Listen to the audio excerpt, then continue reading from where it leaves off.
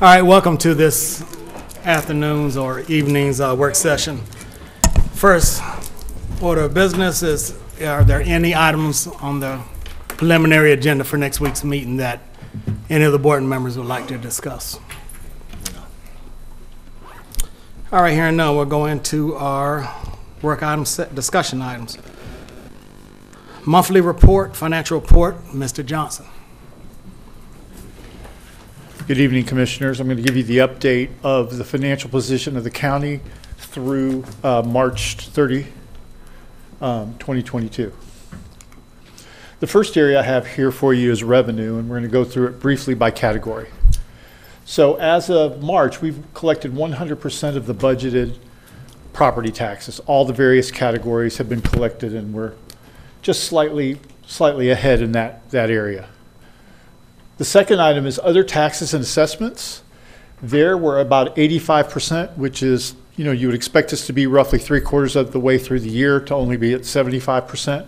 So we're ahead in that category, and we can anticipate about $12 million more from lost over the remaining 4 months because it's 1 month behind.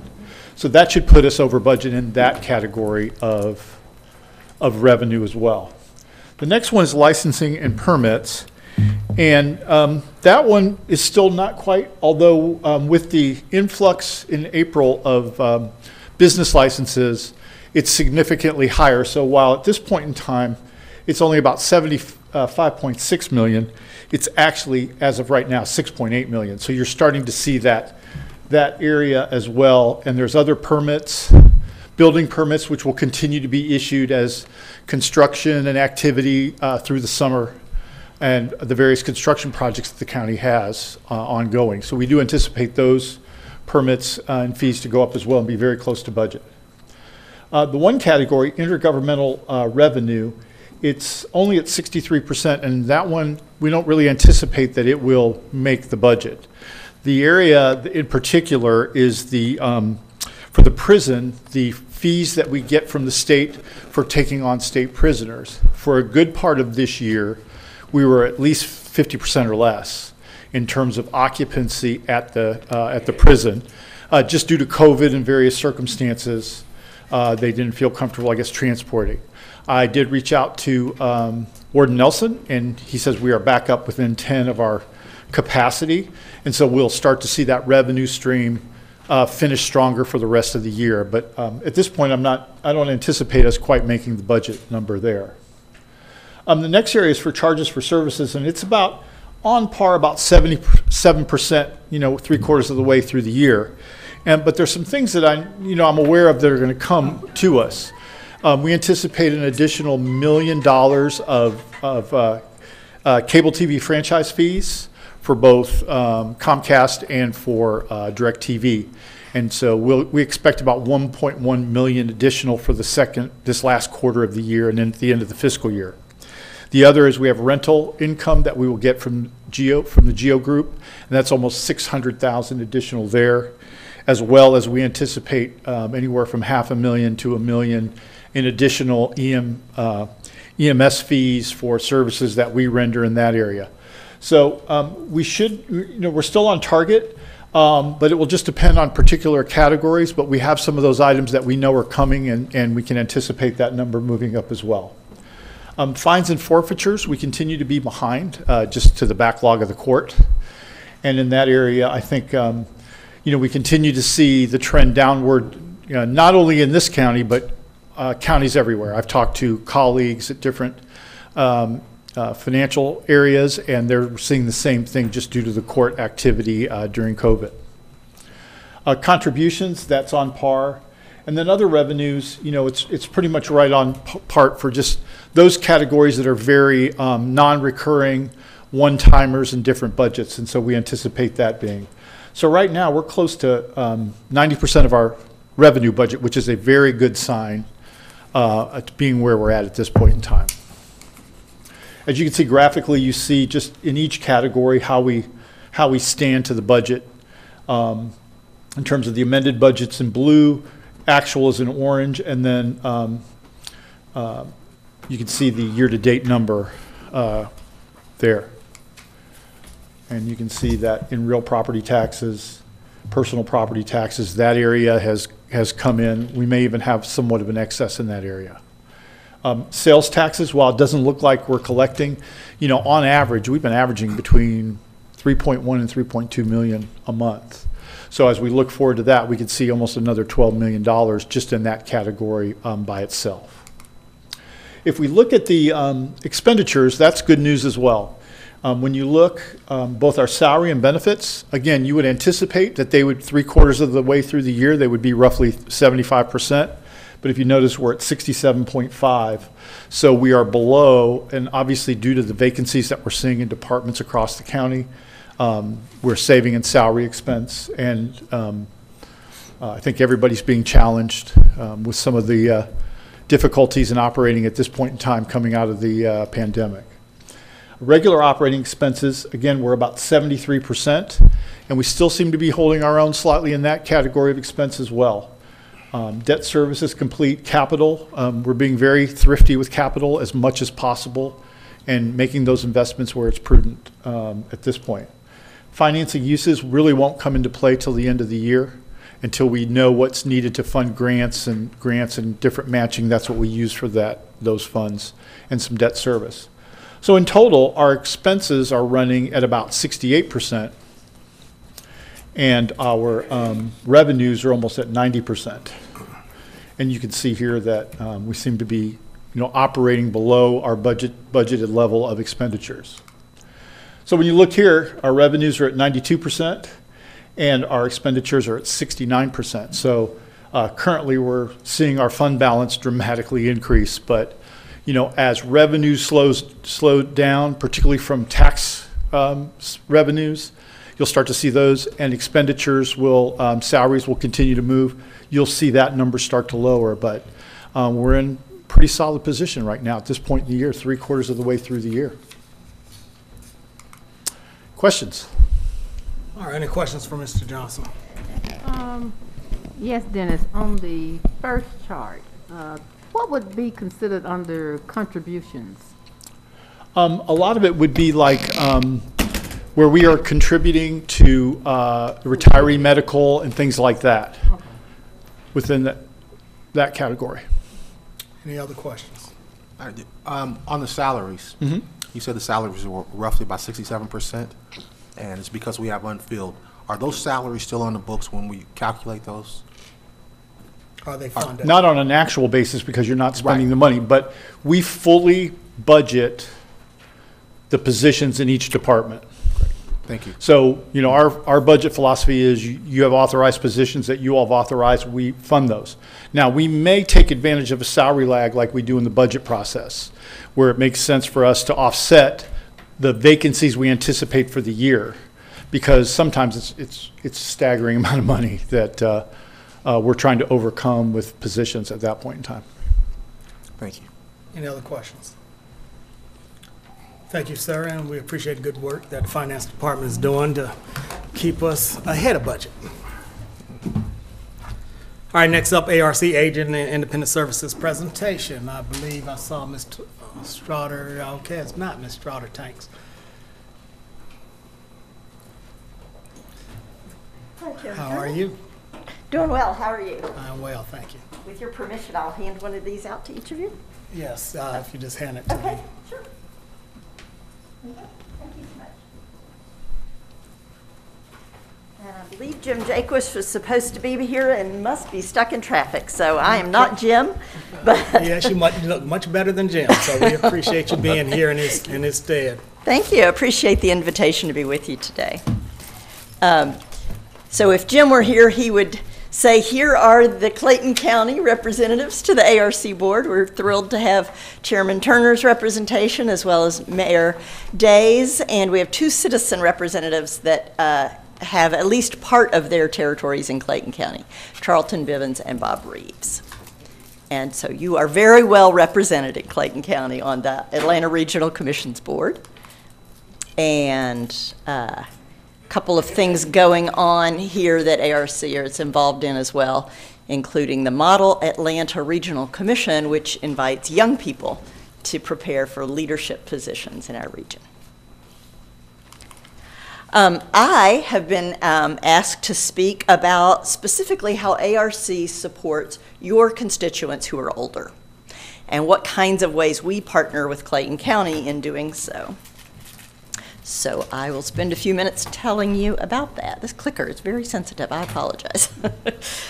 As the Area Agency on Aging, and that's a federal term, for metropolitan Atlanta, ARC plans for our region's rapidly growing aging population.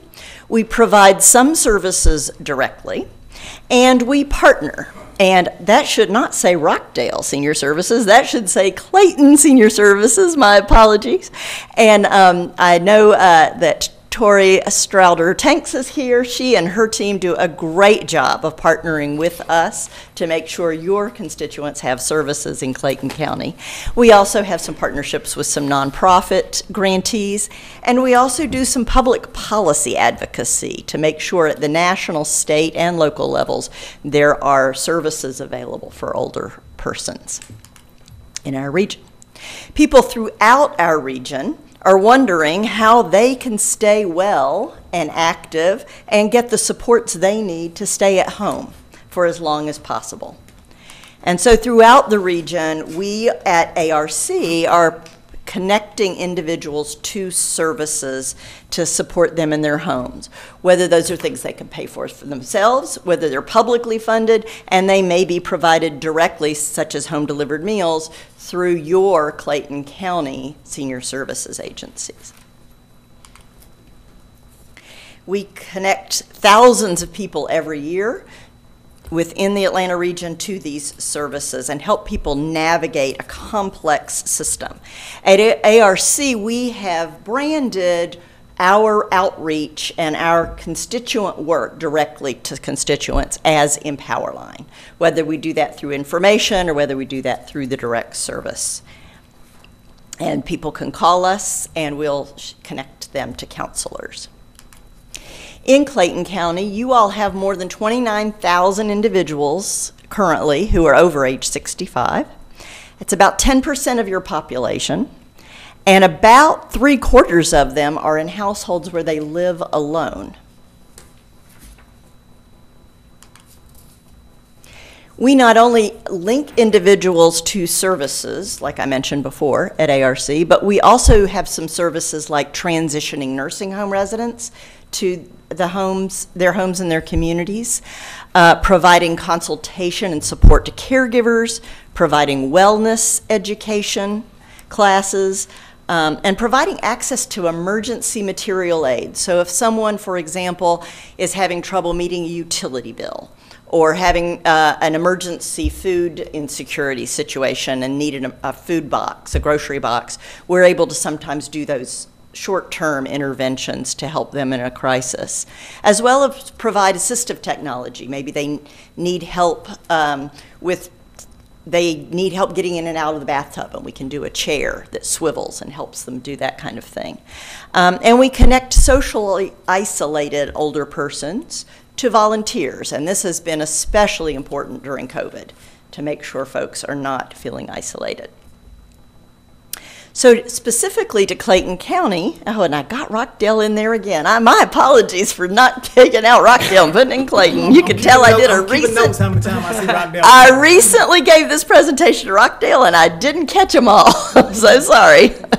Well, here's some Clayton specific. And that is, last year we provided $720,000. I was glad to hear your money man talking. We provide $742,000 in grants to provide services to older individuals in Clayton County.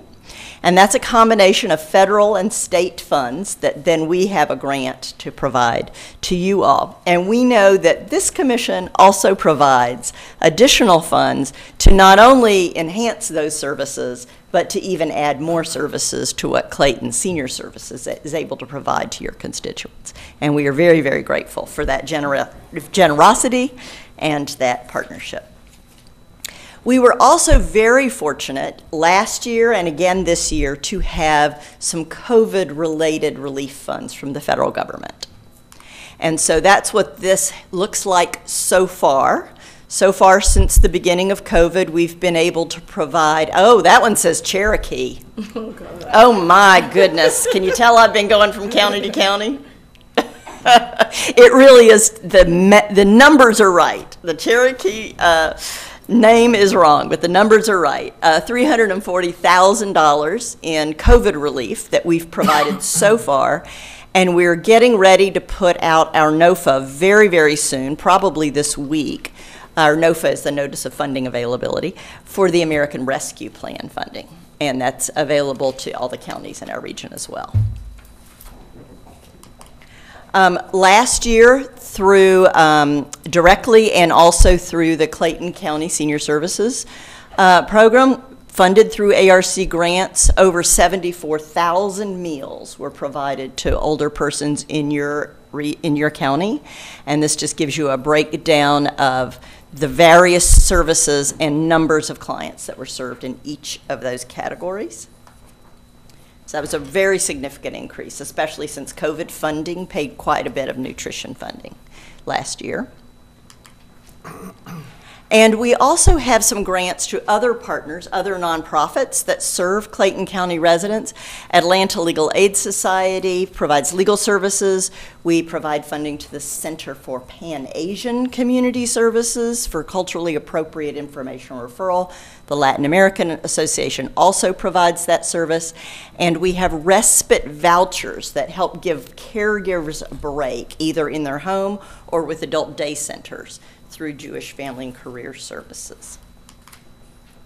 Looking to the future, we're anticipating funding in FY23 of about $739,000. And as I mentioned, also the American Rescue Plan Act grants will be coming online very soon. Wanted to say a little bit about what we're doing related to life expectancy disparities within our region, because your average life expectancy actually depends a great deal on what zip code you live in, where you live. And this is a map of Clayton County showing the highest life expectancy area compared to the lowest, which is almost a decade difference in average life expectancy. This is a look at several different communities in Clayton County with their average life expectancies. Low of 71, a high of 80, compared to Georgia on average, which is about almost 78 years of age. This is life expectancy at birth. One of the things that we've been trying to do is look at how we can, as a region, identify and address those inequities that create those life expectancy disparities. So our board approved this Live Beyond Expectations framework about a year and a half ago, and we've been digging in and researching ever since. We've been looking at where do those current clients tend to live that we're serving, where are the clustering of clients, and are people in those lowest life expectancy areas knowing how to reach our services? And can we go to those communities and find out what their strengths are, what their assets are, and what they're saying they might need to help support their longevity? Whoops, sorry. So this is a map, a little bit hard to see, but there's where there's a light green dot, it shows where one of the clients lives that gets a service from ARC funding. And where it's blue, there's actually clusters of them. And then it's mapped on with the census tracts with the lowest life expectancy. So this gives us a picture of where we're serving clients currently and where senior centers are located that we fund. And we're trying to take a deeper look into understanding what that data means. And we're working with your Clayton County Senior Services and also some nonprofits in this area to help us better understand, and we'll be able to share more information with you all. We have a focus group planned coming up very soon to focus on that in Clayton County.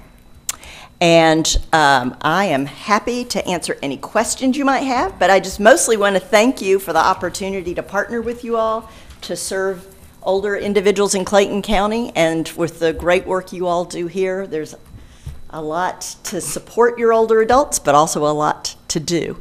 I also meant to say there was a picture that you might have recognized of Chuck Ware, the late Chuck Ware, who was a dear friend of mine and a really incomparable advocate for the older adults in Clayton County, and he is certainly missed. Well, thank you for your presentation and for you being here this evening. Are there any questions for Ms. Kearns? I have a question. Yes. I also want to thank you for, when I saw that, I was like, can you go back to that slide? I should have got, you want me to go back to, I'll go back to Chuck's slide. But I just wanted to ask you about, Such an amazing advocate. yeah, he was. He advocated for seniors as well Where'd as he go? transportation. There he is. Yep, that's Chuck, yes. So And I gave wanted- turkeys to folks every Thanksgiving. Every Thanksgiving, right here in Clayton County. Yep. I just wanted to ask you, can you explain to me about the, I call it Meals on Wheels, Yeah. because that's what I'm used to, the title, but can I just delve in and tell me how you all service the seniors as far as getting food to them, and how do you pick those seniors that you're going to actually give the services for meals?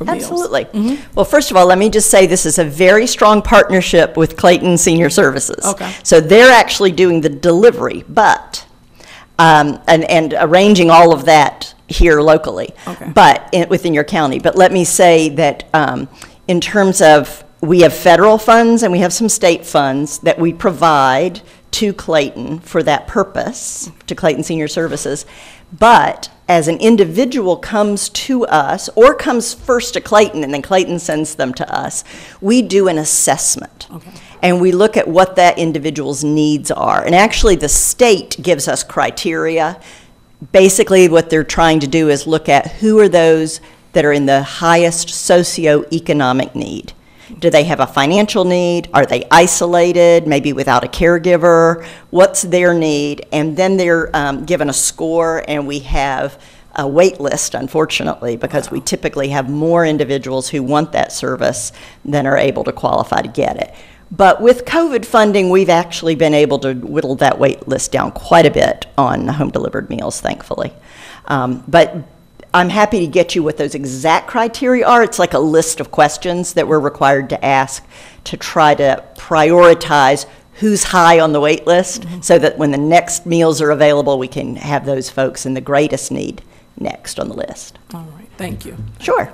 And thank you for all you do. Thank you. Commissioner Amber. Yes, the slide that had some of the senior services in the county. The I think we had list? 3, yes.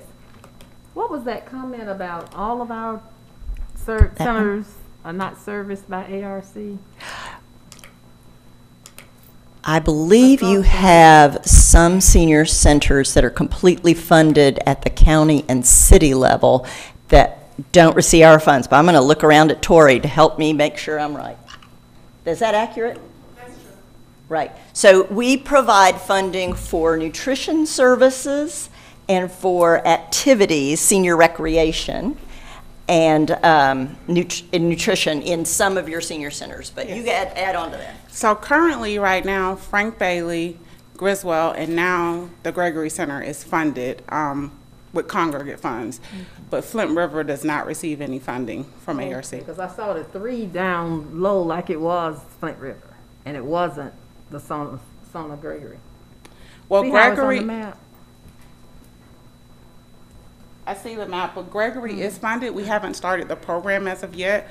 We're slated to start within the next couple of weeks, but Gregory is funded. It's for congregate meals. Oh, okay. What about the 3? What's that for number 3? Which one is I'm that? thinking that's Griswold. I was thinking number 1 may have been Griswold. I think that's Oh, just, number 1 is the low life expectancy track, not the senior center. The senior centers are the stars. Oh, okay. So currently, it's Gregory, Bailey, and Griswold that are funded from ARC with congregate meals. And that's a program where we pick the senior up from their home, bring them to the center, provide lunch to them or either breakfast, and we take them home. Thank you, Tori. Thank you. For pitching in for me. And did that answer your question, though, about the 1, 2, and 3? It does, yes. Okay, great. and just as a side note, one of the stars is not truly indicating where the Son of Gregory Center is. Right. Uh-oh. And that's where the confusion may have came in. It's a little- I'll talk to little our further- data people little further about east. moving their star. Up into the east. You all know your county so well. My apologies for that confusion. Are there any other questions? Again, thank you for being Thank you here. for the opportunity. It's always a And we pleasure. appreciate you. Take care. All right, next up is emergency rental assistance. Mr. Stanford.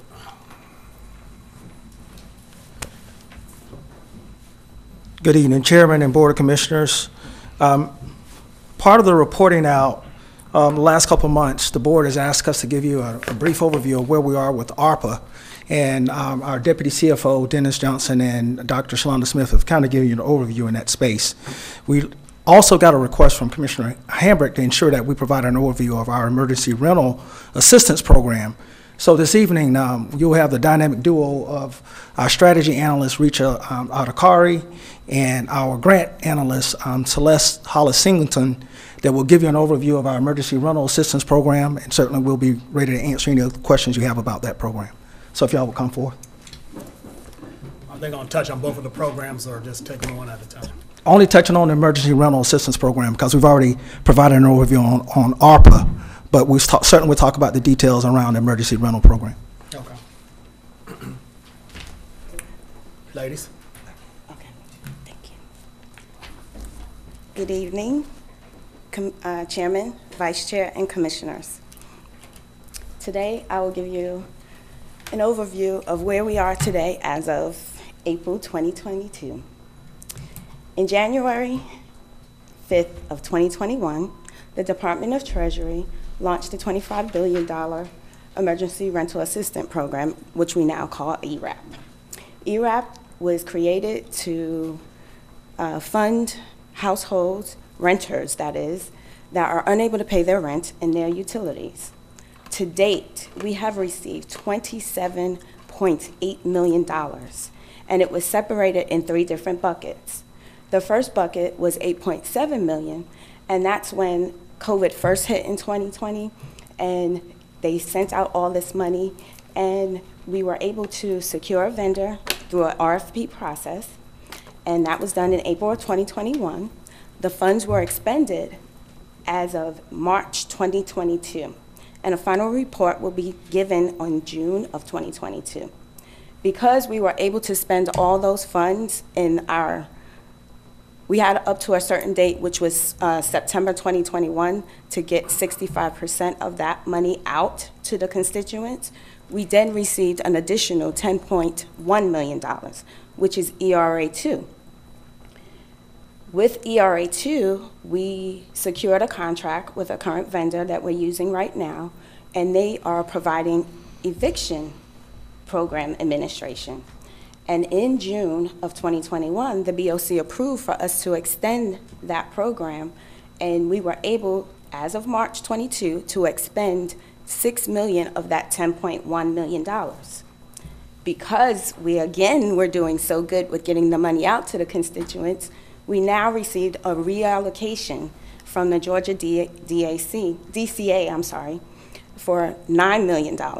And we, as of last week, we currently secured a new RFP with a new vendor, and it is to be rolled out as of March 16th.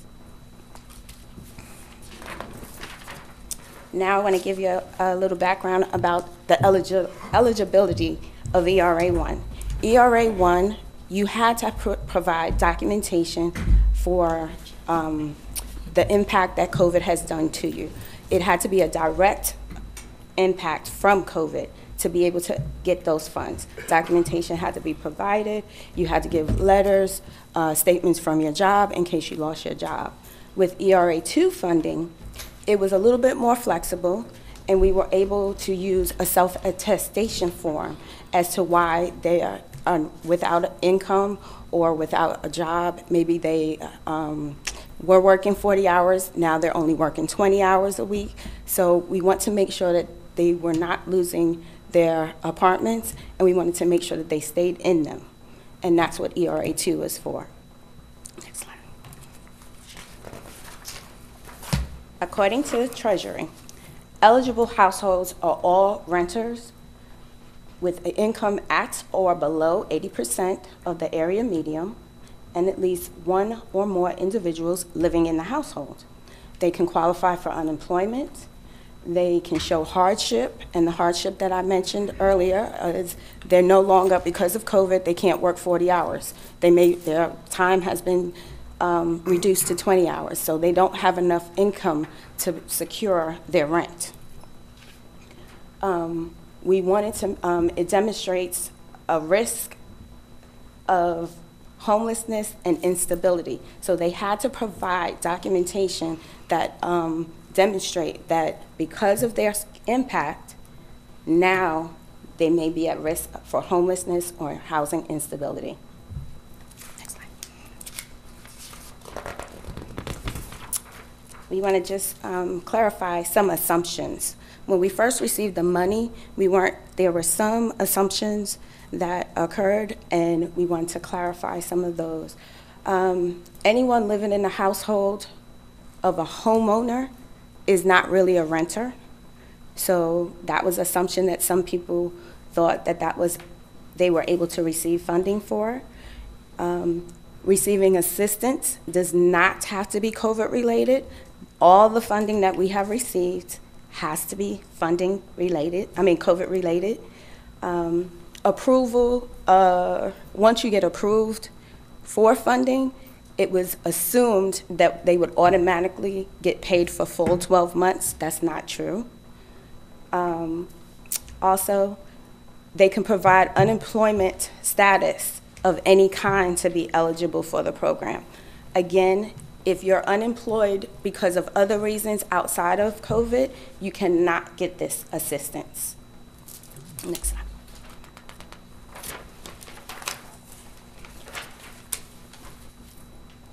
We currently are using a neighborly system that Treasury had recommended that we use. We started using the neighborly system because the vendors that we had, they had a different program, and it was causing a little confusion with our applicants. Some applicants applications weren't being processed timely. Some applications weren't getting answers that they needed when they called in. That also created the reason for us to use a call center. We created the call center so that the applicants would have someone that they can call to on a regular basis so they can get a status update. Neighborly is the software that is user-friendly for Treasury, because everything that's documented in Treasury, it creates reports, and it creates the exact reports that Treasury needs so that when we're reporting, it's reporting the demographics, it's reporting the racial, ethnic backgrounds of people, it's reporting zip codes and things as such. Next slide.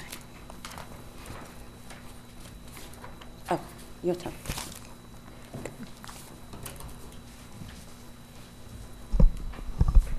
Good evening, Chairman, Vice Chair, and Commissioners. Thank you, Celeste. So, as Celeste mentioned, to deal with the volume of applications, we have a call center at 1383 Government Circle. We host bi-weekly vendor calls with different vendors to ensure that we are following best practices when it comes to helping the applicants, and find new ways to collaborate with external stakeholders. The call center staff is county employees, and they are trained in customer service training through the HR. The call center is open from Monday to Friday from 8 a.m. to 7 p.m. and on Saturdays from 8 a.m. to 5 p.m. Applicants can use the email listed on the slide, the phone number listed on the slide, as well as the neighborly portal. They need application ID to check the status of their application, and actually through the portal they can check it at any time.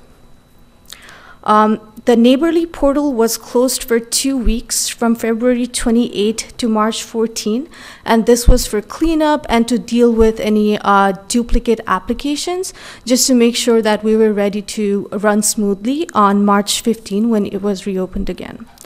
And even in those 2 weeks when the neighborly portal was closed, the Department of Community Affairs continued to accept applications, even in those cases where the landlords chose not to participate in the program. So they were still helping tenants.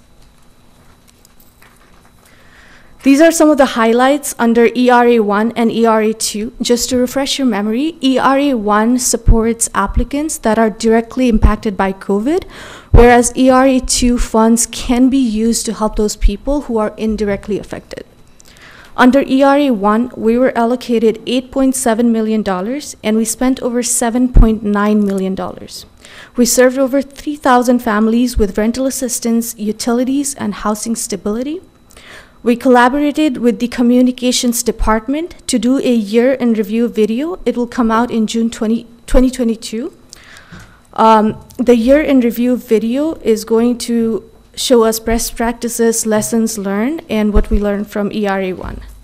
Now, under ERA 2, we were allocated $10.1 million. Over $5 million is spent. We prevented over 1,200 evictions. We saved over $400,000 with settled cases.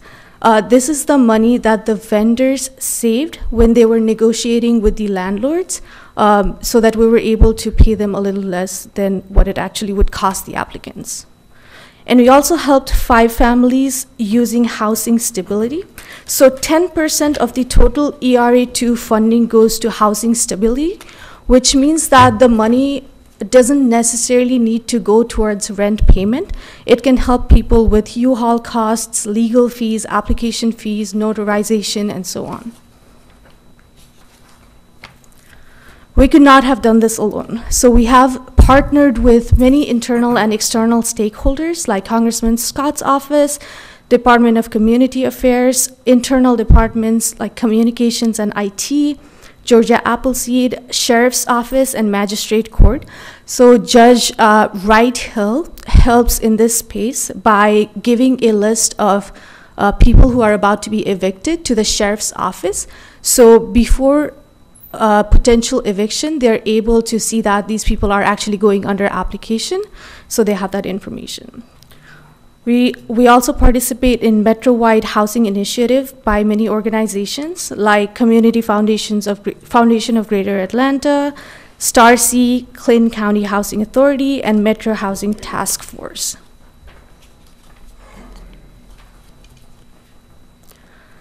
The program administration rollout is planned for May 16, 2022. We are collaborating with the communications department for a year-in review video.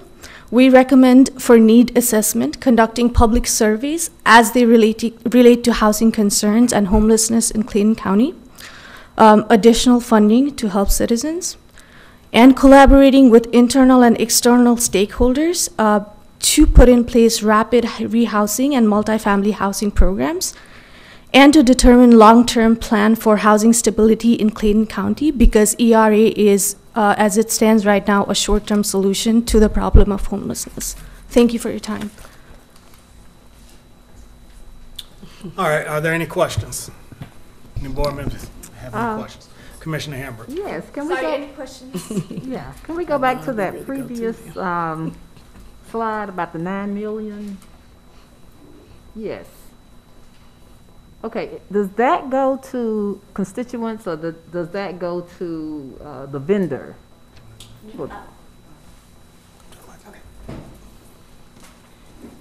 The 9 million is for the constituents. Because we were able, with ERA 1 and ERA 2, spend our money in a certain amount of time, they reallocated money to us. So now we get to roll out money again to the constituents. Going back to that slide, Commissioner, when we talked about on the front end of the DCA, Department of Community Affairs, that's the $9 million that was reallocated back to us to spend. And so, as Celeste is outlining, we'll use that $9 million. We'll use that $9 million that the board approved in the last board meeting to get that additional money back out into the community as well. So that was the reallocation from DCA. See, I get confused because we get calls. I mean, this looks good, sounds good, but we get calls and people are saying that the money is out, has run out. They were waiting weeks or whatever to hear something back, but now there's no money. And then we hear there is money that was allocated. So it's a bit confusing, not only to us being, you know, my constituent aid and all, but also to the citizens and all. So what is the amount of money that we have now, as of this date, that that's for constituents? So the ERA funding, there's no additional funding in ERA 1. ERA 2, they've spent $5 million of the 10.1, so there's roughly 5.1 left in the ERA 2. And then the DCA money that we just allocated is $9 million. So we have right about $14.1 million at our disposal. See, now that's something else. You say money that's allocated from DCA, but then we get something saying that the citizens can also apply with DCA. That's correct. So is that the same money, or we have different pots of money?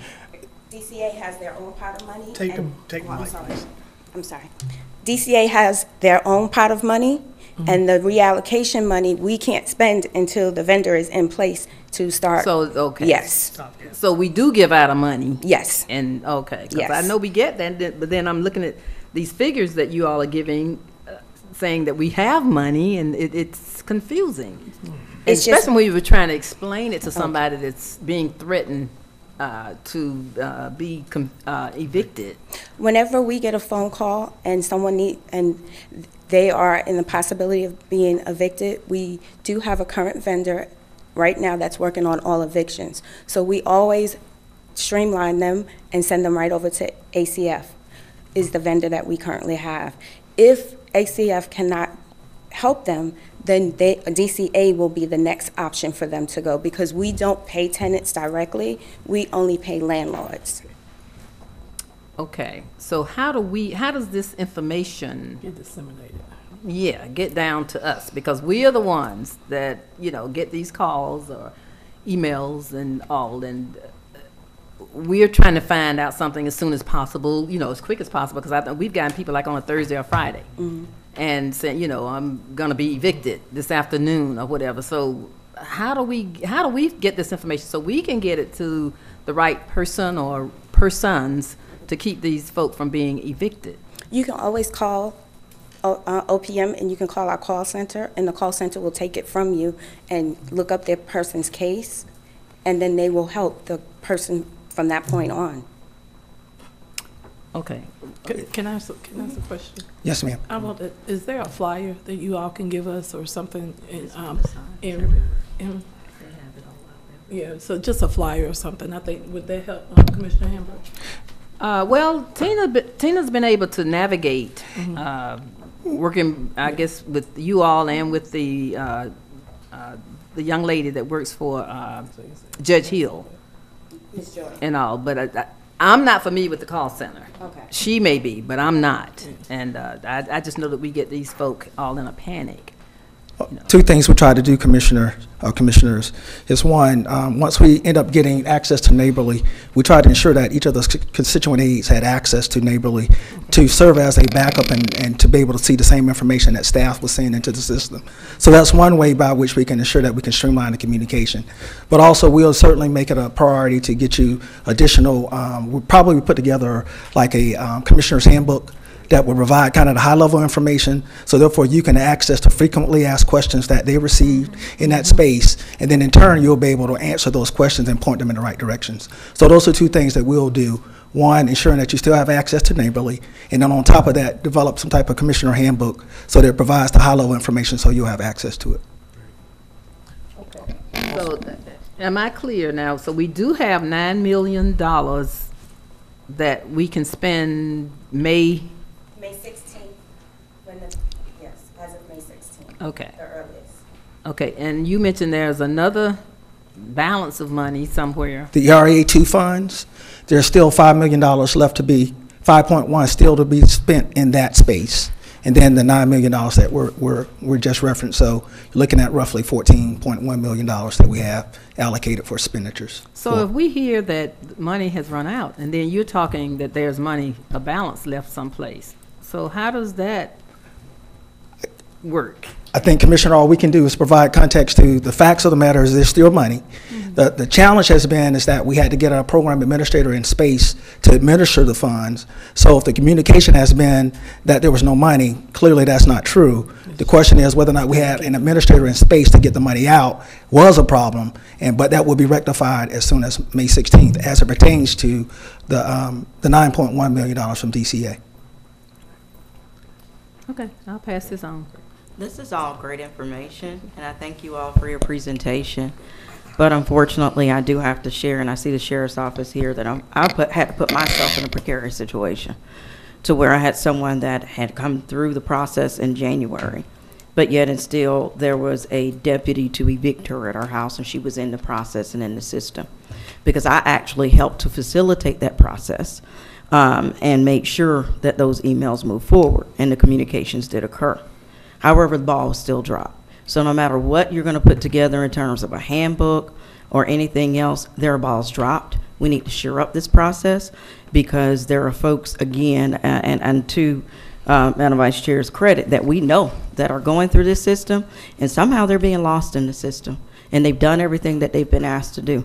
And in some cases, if they didn't know who their commissioner was to reach out to us to help them, we would have had young people out on the street who are trying to rebuild. So this all sounds great, but we know that at the end of the day, I know the volume of calls that I'm getting, and they're of great concern. The second thing is, I see everybody nodding their heads, but I could tell you that I stay deep in the throes of what's going on with DCA, and there are some issues there. So that's not even functioning like it should function. And I don't know if these commissioners know one of the reasons we got money reallocated is because the state ain't doing what they need to do with this funding. And so therefore they're sending it out to the larger counties, and these smaller counties and these rural counties are suffering. It has nothing to do with us right now, but it does feed into the fact we can't just say, well, DCA is available as well. We've got to do our part to make sure that we help our folks. And somewhere in this process, the process is not quite working the way that it should work. So I'm not over operations. I'm a policymaker. We should just be able to come here and vote. But this process is not quite going the way that it should. Well, Commissioner, our goal was to hopefully provide clarity to what we were trying to do internally. And clearly, my office is always at your disposal. If there's something that is not being handled appropriately, I'd have no problem whatsoever intervening. I've tried to make myself available to this team who tried to develop a new program that is new to everybody in the country. And so we're trying to figure out ways to ensure that, most importantly, the most needed of our constituents is getting the funding as needed, and we'll continue to try to improve upon this process. Thank you. And emails have gone out. Everything I do out of my office is documented by email. Yes, ma'am. So I'll send them over to you. Yes, ma'am. Is there a call center number? Yes.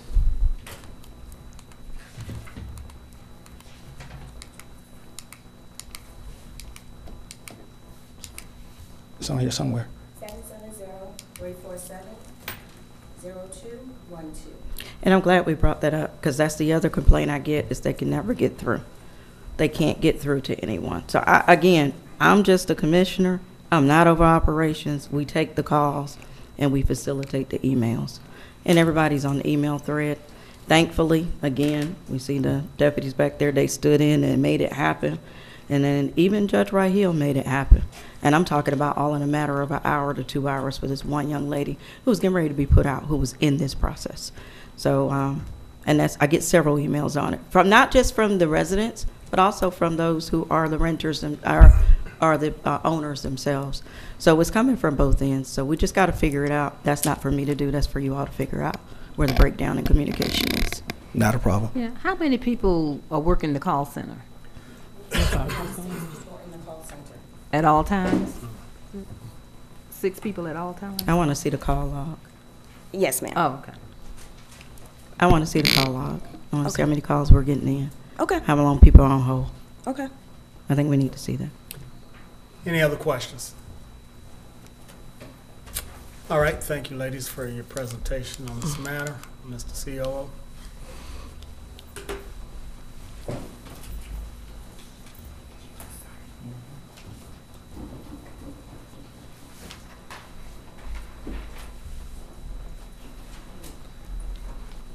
Yes, sir. Financial Empowerment and Emergency Relief Center. So good segue. We've had opportunity from a lot of our stakeholders in the community to try to figure out ways we can continue to provide resources to our community. I believe we are fortunate enough to have a president of the Urban League. She made it in yet? Yeah, she's back. Oh, come on. To talk about the resources that the Urban League could provide to assist us with a lot of the challenges or some of the areas that we're trying to prop up in the county. So with that, I'll yield the mic to her, President Johnson, and glad to have you again, and welcome to Clayton County. Thank you so much. Good evening. Good evening. Chairman, Vice Chair, all of the commissioners, thank you for having us. This is my colleague, John Moy, and we're happy to share briefly highlights of how we're working with the most vulnerable families, mostly affected by COVID, but even pre-COVID. We know we have a ton of families stuck in poverty. So Urban League in 2020 turned 100 years old serving this community. And as you approach a milestone, you typically kind of take a step back, you know, seeing the needs in the community with all the work you do, but not moving that needle as fast as you would like. And so we got introduced to an economic mobility model that was developed by an organization called LISC, Local Initiatives Support Corporation. They're new to Georgia, but they've been around for over 20 years. This model that we've adopted is evidence-based. And basically what it does, you can keep going. I'm gonna speed up because I know I got a little, that's basically the mission of the Urban League, but keep going. One more. We're part of the National Urban League. I think you know that. Keep going.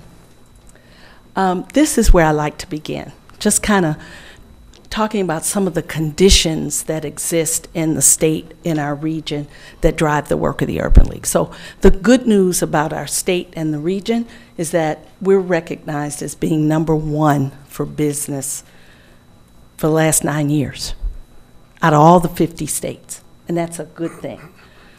The sad thing is we're practically #1 for poverty, mass incarceration, and education. We're making ground, but we've still got a long way to go.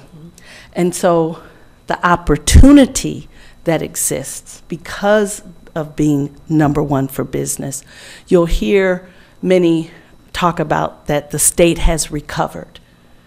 That recovery has not been true for many. And this work we're doing is designed to reach those individuals and help them plug into this dynamic economy. Next slide, please. So these are the big bucket areas in which we work, and all of these are interconnected.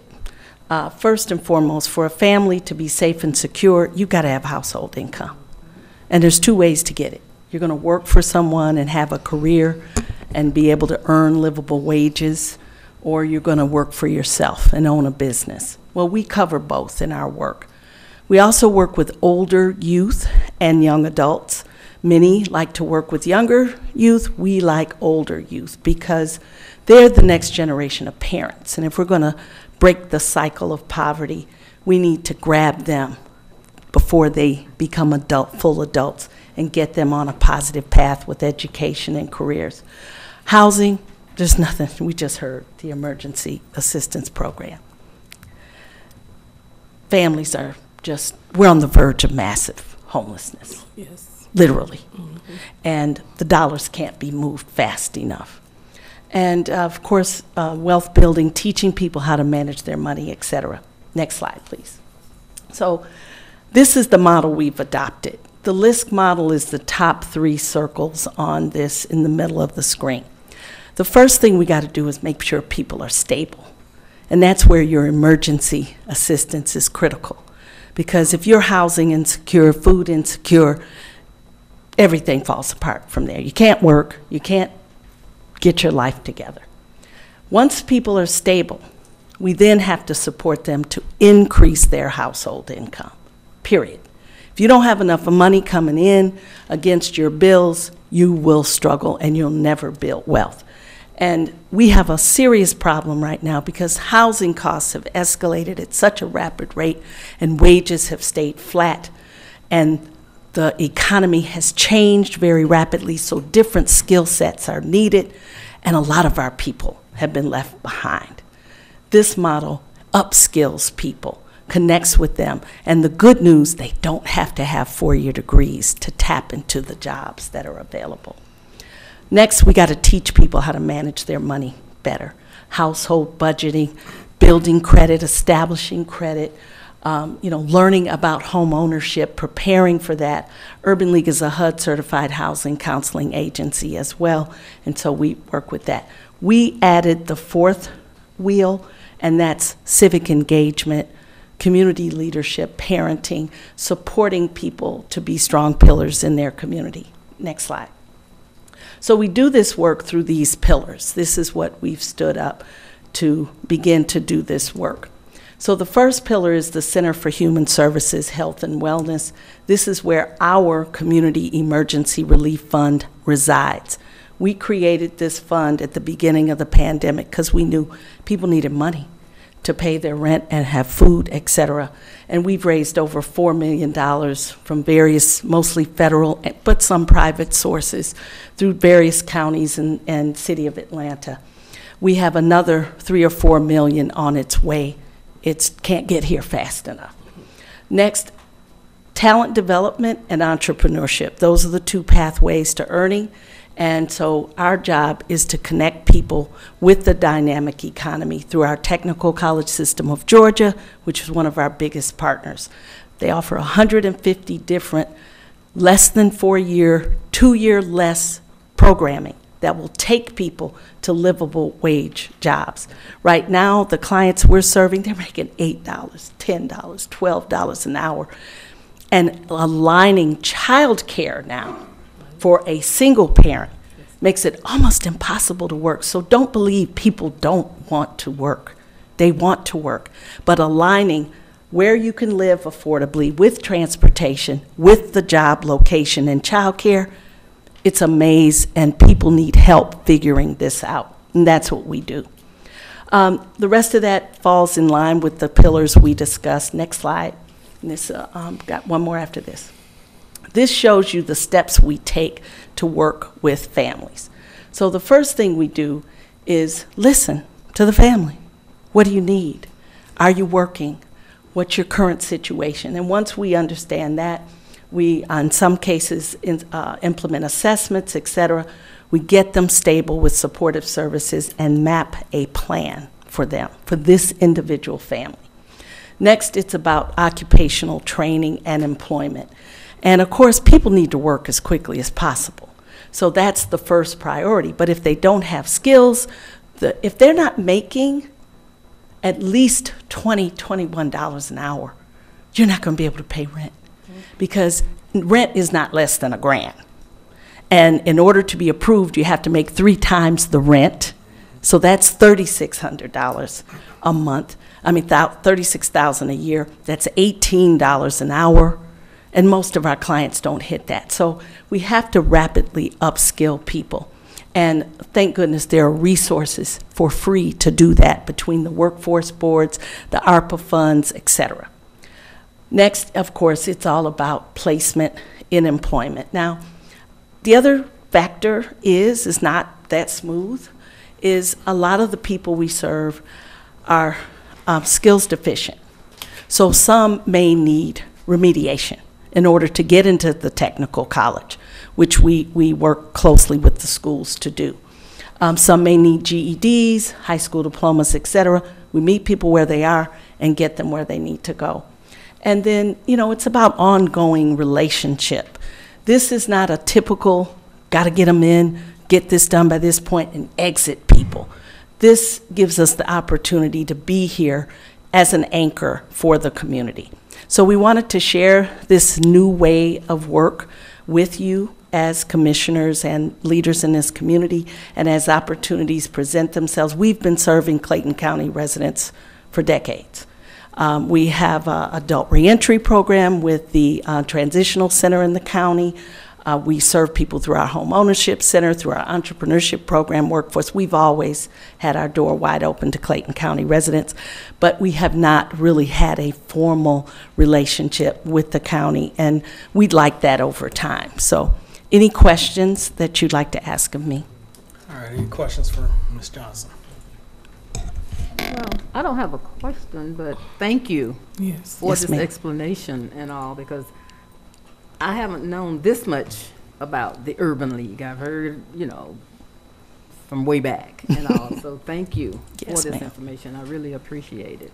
Thank you. Hopefully we can have a better partnership.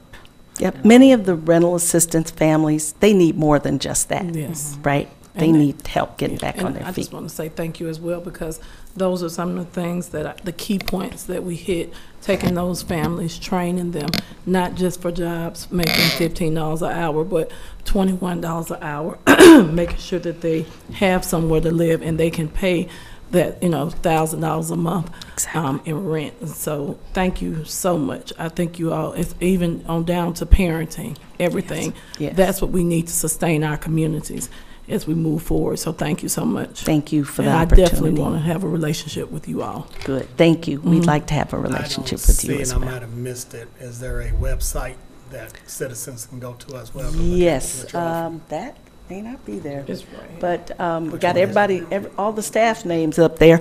But let me give you that. So It's- there's no, If you just Google General. Urban League of Greater Atlanta, www.ulgatl.org. ulgatl.org. Thank you, appreciate it. all right, thank you. Thank you so much. Appreciate the work you're doing in Clayton County. All right, next up, presentation on the county's digital equity and inclusion program. Mr. Brookings.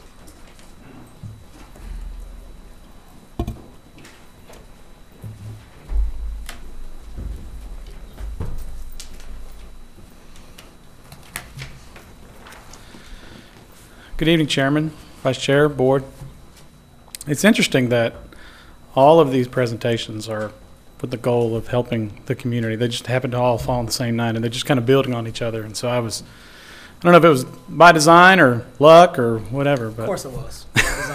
it was your plan. Got Absolutely. it. Okay. Yes, sir. Tonight, I appreciate the opportunity to take a few minutes to talk about the county's digital equity and inclusion program.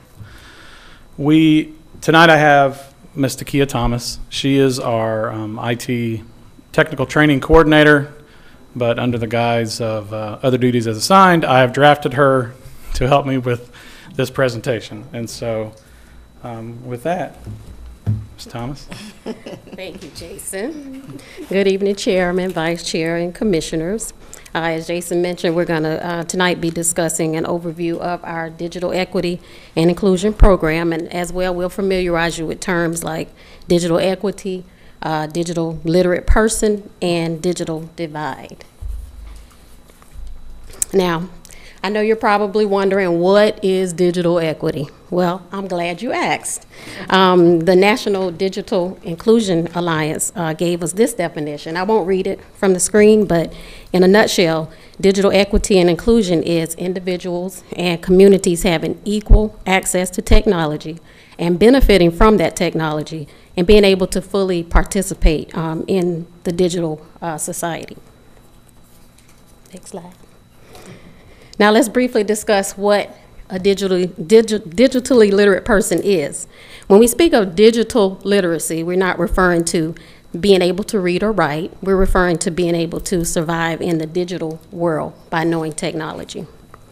So a digitally literate person, they will comprehend how to find, understand, and evaluate, and create and communicate digital information in various formats. That could be via cell phone, laptop, or a tablet. And a digital literate person also understands the benefit of the benefit of being able to recognize suspicious activity, like in a text message. We know our older citizens fall victim to identity fraud because they don't click on the link in a text message. So being digitally literate will help in that way. Now, does a digitally literate person, does it mean you have to know programming languages or how to open up a computer and put it back together, or building a website from scratch? That's not what it means. It means that you can function at a fundamental level with technology and be able to communicate with others using technology.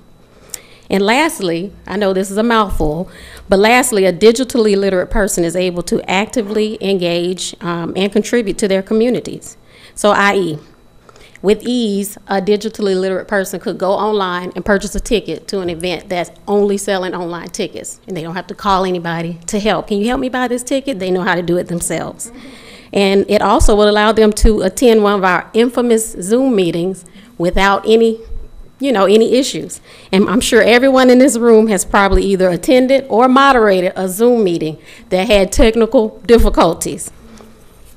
Next slide.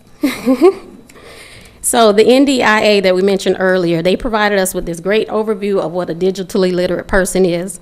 But basically, in a nutshell, it just means a person that understands basic technology. It could mean being able to order lunch on DoorDash, or Googling how to fix your washing machine, or ordering groceries from Kroger. Oh, one more. And now that we know what digital equity and inclusion and a digitally literate person is, let's discuss what you all came here to hear about: access to broadband. This is a critical component that's needed to produce a digitally literate person and bridge the digital divide. So let's talk numbers and get a visual of why access to broadband is so crucial. So if you look at this illustration on the left-hand side, you'll see that from 2018 to 2022, the average number of devices per household in the U.S. increased from 10.4 to about 16 devices. Now, that may seem like a lot of devices, but when you think about most households have multiple people, everyone, if not, or some, if not all, have a cell phone. They probably have a tablet. Maybe some have a laptop and a tablet. You might have a couple Xboxes in the house, plenty of smart TVs, your Ring doorbell. You got all of these devices pulling from the same Wi-Fi. So that number could easily exceed 16 devices.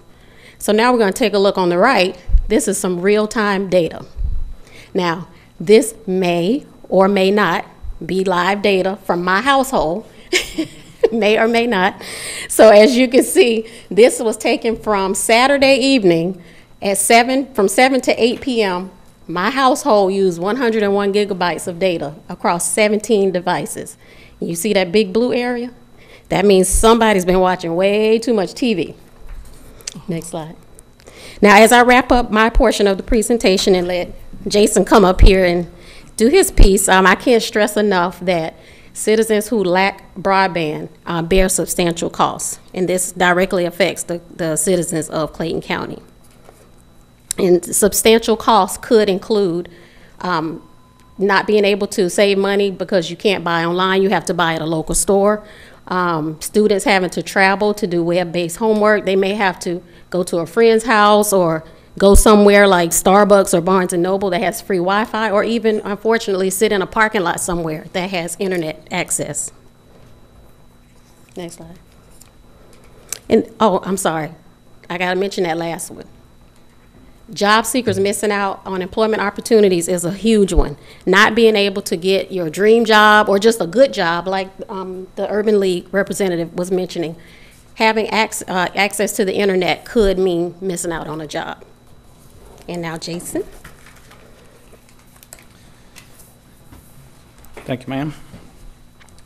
So let's look at Clayton County. On the graphic in front of you is actually a map of Clayton County. And so there is no universal definition of broadband from a speed standpoint. And so what we've used, the FCC classifies broadband as anything above 25 megabits download and 3 upload. Realistically, that's not enough to support even 10 devices in a household.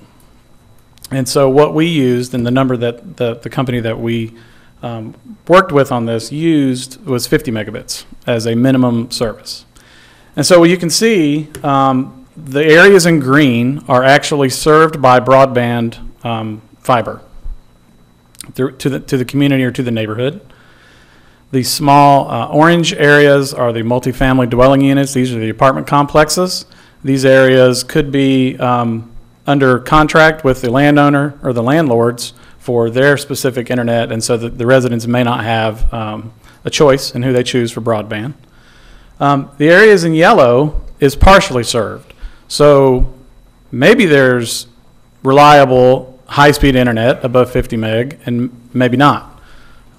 And then the areas in purple are underserved. So these are areas, these are neighborhoods where there isn't the infrastructure in place to support 50 meg or more of internet service. So according to the FCC's website, only 42% of Clayton County has access to high-speed broadband internet delivered via fiber. So what causes the digital divide? So the affordability of the service is one. The accessibility or the availability of the services is another. So maybe the high-speed internet doesn't come to that neighborhood. And the third thing is the skills. So do the people have the skills to take advantage of that services in the house? And so according to census data, 20% of Clayton County citizens do not have a broadband subscription.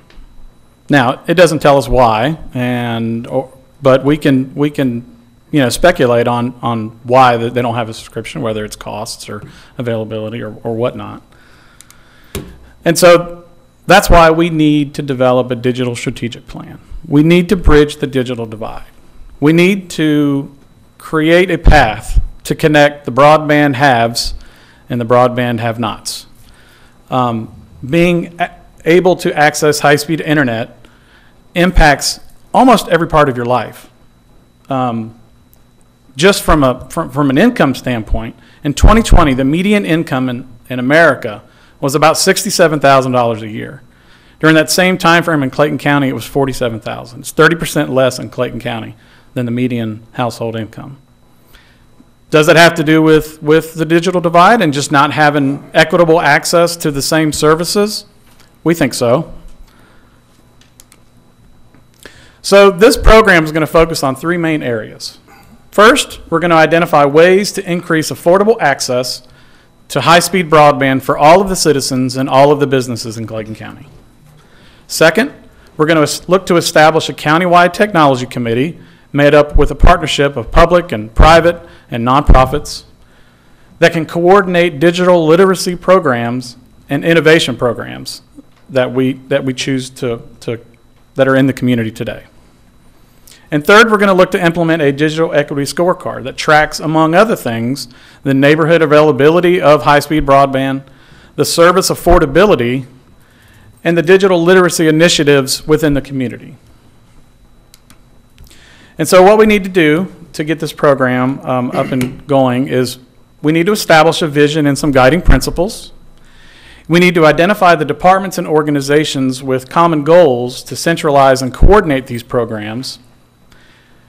And what's critical is that we need to create real sustainable solutions, not just temporary service offerings, not just a 12-month discount on your bill. We need to provide long, complete answers when we can. And then we also need to establish partnerships to provide affordable and equitable access for all of Clayton County's residents and businesses. So the next steps is at your next commission meeting, you will have a request to procure the services of Columbia Telecommunications Corporation, utilizing the GSA contract. Then that company will come in and help us develop and create Clayton County's digital equity strategic plan. In addition, we want to conduct a broadband feasibility study that will identify any gaps and coverage and availability for the county's residents and businesses. And part of that will be to develop a fiber optic network design that could take advantage of infrastructure that we already have in place, which could reduce the price of extending fiber into the house, which is what FTTP is, and it will increase economic development opportunities within the county. I can't tell you how excited I am to be a part of this initiative. We've worked really hard to lay the framework for it, and we just can't wait to see all of the positive impacts it's going to make in the community. And with that, I will answer any questions. I really appreciate you bringing this to us. The digital divide is real, and I do believe that that does have an impact on our citizens here in Clayton County. So I definitely appreciate the work that you're going to put into making this happen if this board deems fit to pass it next week. Are there any questions for Jason? Commissioner Franklin. Yes, thank you all so much. I know this is an area you've been working on for a while. Yes, ma'am. Because I know that you're one of the few who actually participate, and it's a good bunch that participate on those NACO calls, and I actually previously served on the telecommunications committee. But my question for you is more so, what are the costs going to be to the, even though you're using ARPA funds, what are the costs that you're looking at for this telecommunications company to come in under that contract? So the cost for the strategic plan is $110,000. Now, next question to you. I have found there are a lot of resources already available to us that oftentimes in Clayton County we tend to throw out extra money, because even though it's coming from ARPA, there's still money that we can use someplace else, because the ARPA funding is for a lot of reasons. So I do want to have an offline conversation with you to make sure that we didn't leave any stones unturned. As this board knows, Andy Mackey, even with Comcast, came and provided us information on what they're doing with bridging the gap of the digital divide. And then actually they just did the whole lift station or lift zone over at the Flint River Community Center and came and gave out computers. So I know we're on the right path. I know we've got to do this. My only question is, a lot of times that comes with, we need to do it. It may be a area that we could divert those funds and utilize something that's already available to us. I just want to make sure we don't leave any stones unturned. I understand. Because the work probably has already been done, that we can go internally and go ahead and apply and make it applicable to us instead of starting over and spending that money, because that 110 could be towards providing the actual service. Well, what we have to understand is that these companies, as great as they are, really are interested in profit. Right. And so one of the CARES Act, one of the guidance that the federal government gave us is that they really want to focus on providing the services, and the services provided by the counties or the nonprofits who aren't solely motivated by profit. They're motivated by providing services to the communities. And with us, this is a gigantic undertaking, and it's important for us to do it right the first time. And I think when we go and we get a strategic plan done by a company that's proven themselves, they've done plans and broadband feasibility studies in 47 different states. The City of Atlanta that contracted, Georgia Technology Authority. This is not just a company that, we did our research and we found the one that would work best for us given their reputation within the industry. And so, but what's important is we've met with the Comcasts and the AT&Ts. I even met with Google about their fiber as well. And so what's important for me, and I was in a meeting with Commissioner Anderson, and I said this, is it's not, we're the ones investing the money. Mm-hmm. We need to make sure that it's being done what we want to do. If you call Comcast right now and ask them for some help, they're going to send you somewhere in New York. Mm-hmm. Maybe you'll get some help in 2 days. Maybe you won't. Mm-hmm. But with this program here, this is in-house. We're helping our citizens. And so we're trying to do the best that we can given the funding that we were allocated by the federal government through the CARES Act and through the ARPA and then the other things like the other programs like that. And there are grants and there are other opportunities for funding, but we really need to lay the groundwork first and get our documentation good so that we continue to submit it to qualify and be awarded the grant funding. And so we can work, and we're going to work. Part of this is partnering with these other companies to provide this, because we can have a plan, but rollout of an actual broadband service will take many, many years to come. And so we help, we get the low-hanging fruit, if that's what the board chooses to do, and then we develop these partnerships with these companies and say, what can you do to help our citizens? What can you do to help us bridge this digital divide that exists in Clayton County? And that's where the work is done, is there. Commissioner for Hamburg, yes. Yes, I think you've answered most of what I was going to ask you. What will they do? So, and I think you just touched on that they will be working with the county, with you all, or with us, and all, and coming up with a plan. And the other part of my question was going to be, how long will it take? And you just said. So a complete digital equity plan takes about 4 to 6 months to do.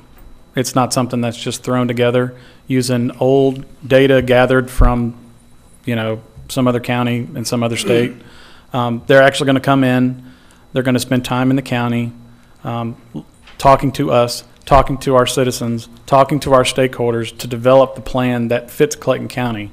It is not just a cookie cutter, we did this even because the needs of the city of Atlanta are very different than what we need here in Clayton County. Their infrastructure is different, their support structure is different, and so we need this company to come in and be with us while we sit and develop the plan and talk to the citizens and talk to the businesses and talk to, the other stakeholders that we can bring into this project to make sure that we're reaching as many people as we can.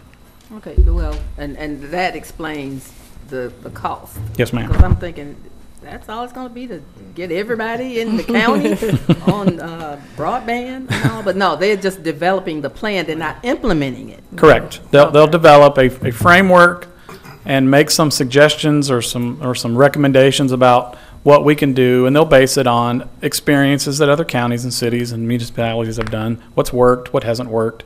And so that when we start the implementation process, we're essentially hitting the ground running because, it's been tried somewhere. Let's not go down that path again. It doesn't work. So is this a 12-month plan, 24-month plan, 18 months? It's a 24-month plan. Of course, we can review it as we make more decisions whether we want to invest in a fiber optic infrastructure that's funded by the county. There's a couple of different options. There's different funding models. Are there some free funding models? There are, Yeah, and so we partner with companies who would come in on our behalf and do it and charge whatever they would charge. But again, one of the things that's important for us is making sure that whatever they're charging is affordable to the citizens of the county and not just a $200 a month because you want to, it doesn't work for everybody. What's the school system's role in this? Because they're the main ones that are actually having the kids that are in the homes with the computers. So what is their portion of their contribution to this? So the schools are part of it. Schools are part of that technology committee that we're going to partner with. Next week, I'm actually giving this same presentation to the schools and some of the leaders in the cities, and because we need everybody on the team. We can't do this work in a vacuum. There's too much work to do, and having almost 300,000 citizens, we need as many people on the bench as we can get. So they will be just as critical as we are to the success of this project. Because they actually have a company that they're working with already to help. We have met with that company. They do have some fiber assets in the county, and so some of that will be taken into account as options or availability depending on the plan. I look forward to talking offline. I just want to make sure again we're not duplicating efforts. I see it too much in Clayton, too much. But we'll talk. Sure. Yes, ma'am. Thank you, Jason. Can you touch a little bit on the economic impact? I know we're dealing with the residentials, but we're also dealing with the businesses as well. We have a lot of warehouses in here. We could look at refabbing them to begin to get to your state-of-the-art warehousing, not your traditional type of warehousing. The return on the investment here, to me, is immense. Can you speak a little bit about when businesses come into the community, they reach out to our economic development arm, whether it be through the Development Authority or through Ms. Rocker. But they ask, what is your infrastructure like? And so it's not just about, you know, do you got power, do you got water? Do you got broadband? Do you got fiber that runs to our building that we can tap into? Because there are massive amounts of data that is transported every day from, you know, facilities within in the area to wherever they're going, in their corporate or the cloud or, you know, neighborhoods as well. whatever. Yeah. And so having a broadband infrastructure in place really kind of signals to the world that we're open for business. We're ready. Come on, bring your robots, bring your high-tech employees, and with putting that fiber in place, would that be an operative time for new business that are data intensive, your animation studios, those type of industries, to begin to come to Clayton County? It's all the new businesses. You're not going to open a business and not need access to broadband. You're not going to do it. I don't care what it is. You're going to need it. And if we have it in place, and when they do these site visits and they're finding out what do we have, they're going to say, oh yeah, we're going to check that box. We good. Any other questions? Well, we know we are strategically located in the south side next to the world's busiest airport, so there's so many opportunities and advantages for this to really take off and to bring the business world even more so into our county. So I'm excited to hopefully get this passed next week and then get the ball moving. So thank you for your presentation and for you being here today. Thank you for your time. You know, board, when we were talking about infrastructure, it's not pertaining to you all. One of the things and one of the problems I'm seeing now too is, and hopefully we can work on this, is the county the majority of the county has septic instead of the sewer. So I'm hoping that when we get whatever portion we'll be getting from the infrastructure money, that will be taken into consideration, because I just know a company or two have mentioned that, you know, that they would have tried to do whatever, but they didn't have the hook in to a sewer and all. So that's something for us to keep in mind. Absolutely, and that conversation has already come up on several occasions. I've heard from some citizens who are on septic and they would really love to be on a sewer system. So yes, that definitely will be a conversation. All right, next up is Sheriff's Department budget presentation. Chief Deputy Boyer.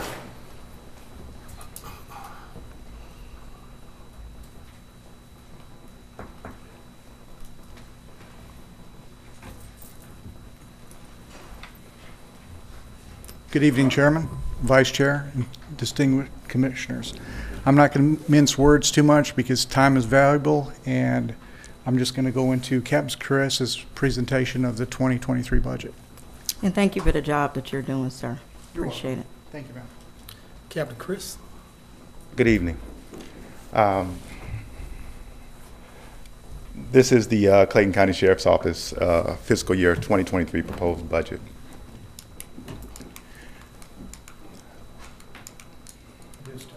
Yeah. All right, our core services for the Clayton County Sheriff's Office. We are responsible for the operation of the county jail, the service of the civil process, service of criminal arrest warrants, court security, inmate transports, service of family violence orders, and general law enforcement. And those are the state statutes that correspond with those different functions. Our budget targets is to meet all statutory mandated duties, provide realistic cost estimates, and maximize resources. So the Clayton County Jail houses about approximately 2,000 inmates. And during the COVID-19, our average daily population exceeded 2,000 inmates. This was solely because of courts being closed for so long. And our health care within the jail was ultimately affected. Our healthcare worker wages, as we've seen, I think we saw with Southern Regional, some of their wages tripled. Our LPNs now They were getting paid $28.40 an hour. They're now requesting $75 an hour. The hourly rate for RNs was $43.32 an hour, and now their rate has increased to $100 an hour. Our jail medical budget last year was $8,450,000.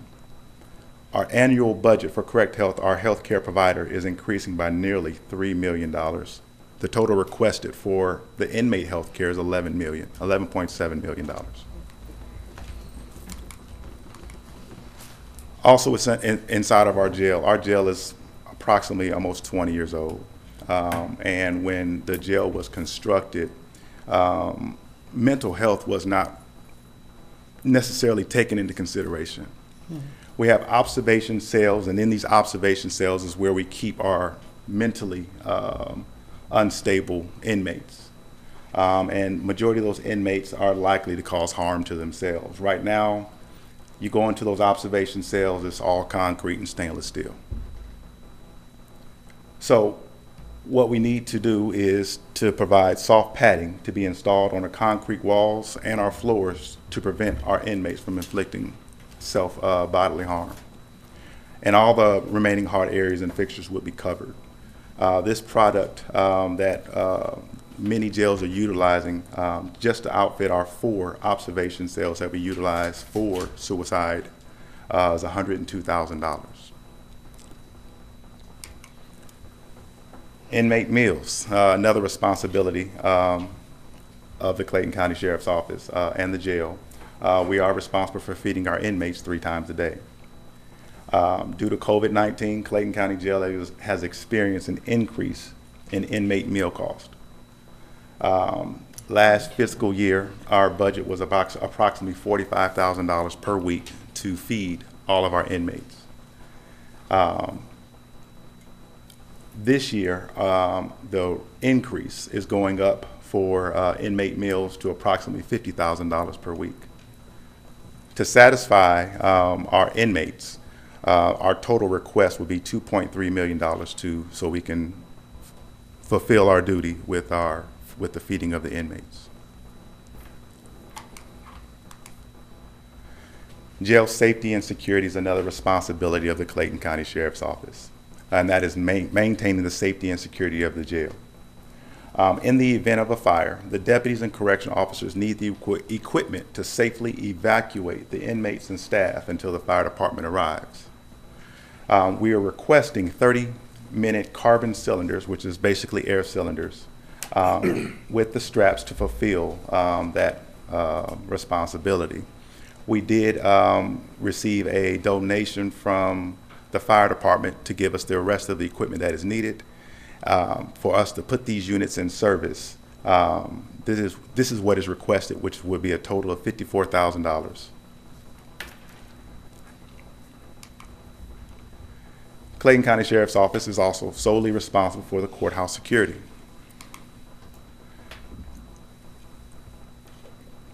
We're seeking funding to purchase 100 waist chains, handcuffs to ensure the continued safety of our court personnel, judges, sheriff deputies, and patrons. These waist chains and handcuffs limit the mobility of inmates while attending court. The cost for 100 waist chains and handcuffs is approximately $8,500. And speaking with our courtroom or our courthouse security, we're requesting some barriers to protect the front entrance of the Clayton County Jail. There is basically right now we're utilizing patrol vehicles to block off certain areas of the parking lot. And if those vehicles weren't there, the safety of the courthouse would be severely compromised. For those barriers, we're looking at somewhere about $3,000 to outfit just the front entrance of the courthouse. Law enforcement is our other responsibility for the Clayton County Sheriff's Office. The Clayton County Sheriff's Office is the primary law enforcement agency in Clayton County, Georgia. In order to adequately serve and protect the community, the following equipment is needed. The Rook. This is an armored vehicle. This armored vehicle is used to safely transport our law enforcement personnel in high-risk areas. Some of the high-risk areas that we will conduct, or we do, if we serve high-risk arrest warrants. So essentially, if anyone in the county gets a warrant for any type of violent offense, it is our responsibility to execute and serve that warrant. With that being said, we need the proper armored vehicle to safely maneuver our SWAT members and our team members, as well as ballistic helmets, ballistic shields.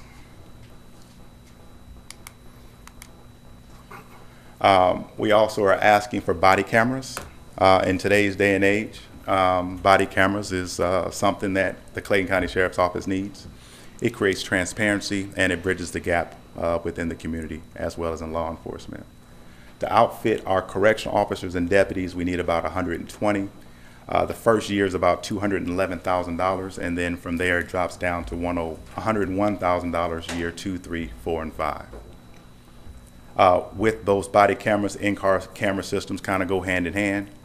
This helps protect, it captures video evidence and creates transparency once again. Furthermore, it reduces or it helps with insurance claims. Now we have some type of video evidence to combat any type of civil lawsuits that may come about from a vehicle accident. 60 vehicles, we're looking at about $120,000 annually. Our next request is those gas masks and filters and individual first aid kits. These will be primarily worn by some of our tactical officers. Intoximeter alcohol sensor. This is basically a device that allows us to check one's impairment right there on the side of the road. Currently, we do not have any of those in service, and to outfit our deputies, we're looking at about $6,300 to do so. We also are seeking gun holsters and sights.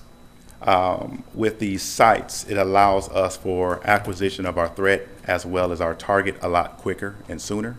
It also increases our precision in the event we do have to use force. And to do such with for the Clayton County Sheriff's Office is $11,750.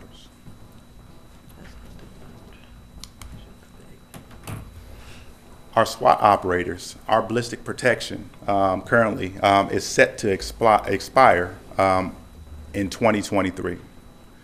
To outfit our entire team, which is composed of both men and women, we are requesting $54,700. That Kevlar is rather pricey. And lastly, the subcompact rifle with sights. These weapons allow us for building clearing, as well as to maneuver a lot easier in small areas and small and tight areas. The cost for 15 rifles with these scopes are $42,100.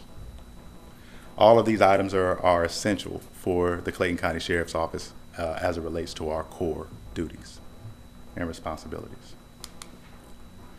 We are also requesting some new office equipment.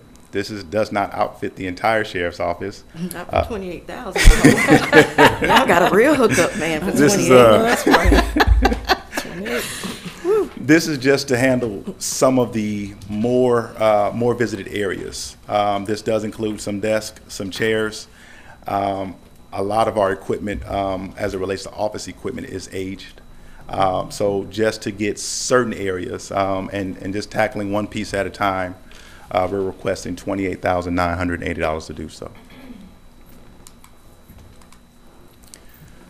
Our personnel. Our personnel was reviewed, and we are requesting some additional positions. Let's start off with the Deputy Sheriff Senior 4. And this one is also going to go down, and as you look under reclassifications. Hate to say it, but this is kind of sad. A part-time deputy coming to work currently makes $13 an hour with the Clayton County Sheriff's Office. To put that badge on, to put his bulletproof vest on, and to carry a weapon, he makes less than no offense to a Walmart worker, Dunkin' Donuts worker. and he comes in not every day, but part-time, and puts his life on the line for $13 an hour. So we are requesting 4 additional deputies and raising their salaries to something competitive, $25 per hour. Our clerical supervisors, okay, I'm sorry, let's go back up to the top, I'm sorry.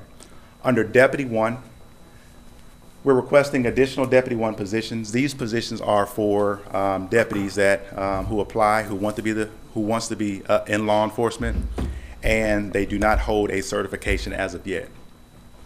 Currently, we only have 1 of those positions available. So to increase our applicants and to bring in new people who want to be introduced into law enforcement, we're requesting 4 additional positions. That rate is $58,000, $326, and I think that's all inclusive prior to the pay increase.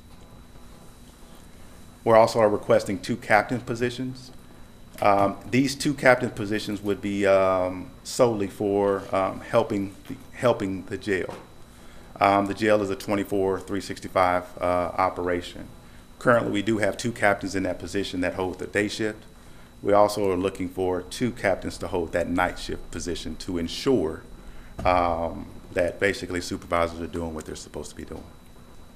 And 1 majors position. This majors position would essentially be assigned to the executive division and be responsible for the investigations, procurement officer, so many different responsibilities under the major, as well as the subordinates that would fall under his command. Under the reclassifications area, we currently have 35 specialist positions. And I'm gonna group all 3 of these at the bottom together. We have 49 service clerks positions and 4 clerical positions. I contacted DeKalb County, I contacted Fulton County, I contacted Gwinnett County, and those 3 positions are the lowest paid positions out of all of the county agencies that I contacted. To make them at least comparable or competitive to some of those other agencies, to do so, that would be the total amount to do so. So $372,530 for the security specialist for all 35 positions, $306,000 to do the service clerk positions, and $37,510,000 to do the 4 clerical supervisors positions.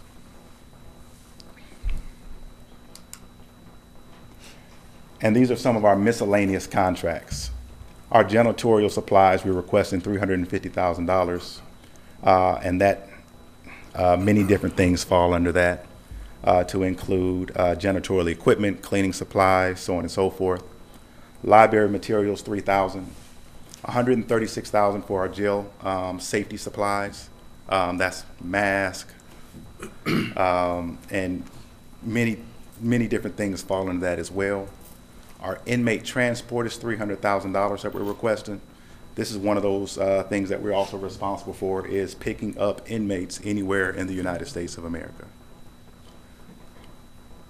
Overtime. Over the last 3 years, I even went back to 5 years, our overtime budget due to staffing, we are approximately at $5 million a year in overtime.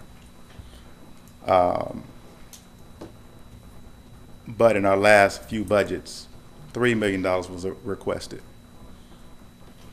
We continued to do $3 million, $3 million, $3 million, even though $5 million is the average over the last 5 years.